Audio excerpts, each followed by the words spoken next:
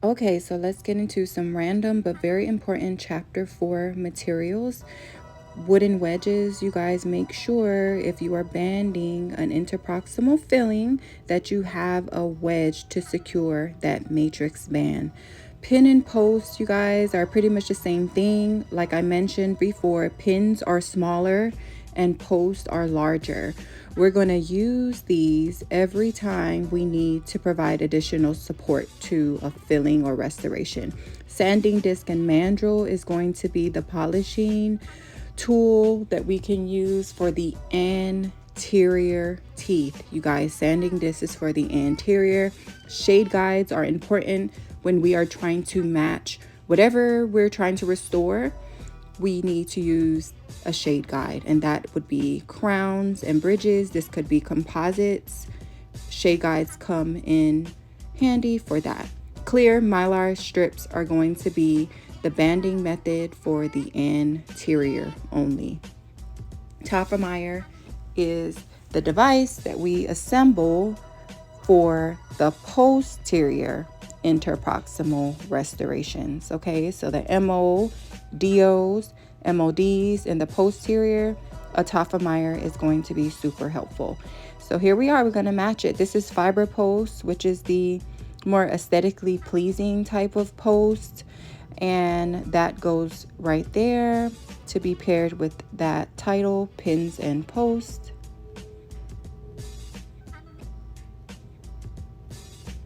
Okay, so we're doing matching here. That is going to be wooden wedges. So make sure when you're doing this activity, you know and are able to recognize the wooden wedges. So this is a bag that we have, and it always comes with about 20 to 50 wedges in one box or in one bag. This is going to be sanding disc, you guys. Remember, sanding disc are very tiny discs. They come in different grits. So there is fine, extra fine, medium, coarse, extra coarse, just like the diamond burrs. Okay, so grits is going to be relating to the size of the grit, or the way it's how aggressive it's tied to the abrasion level.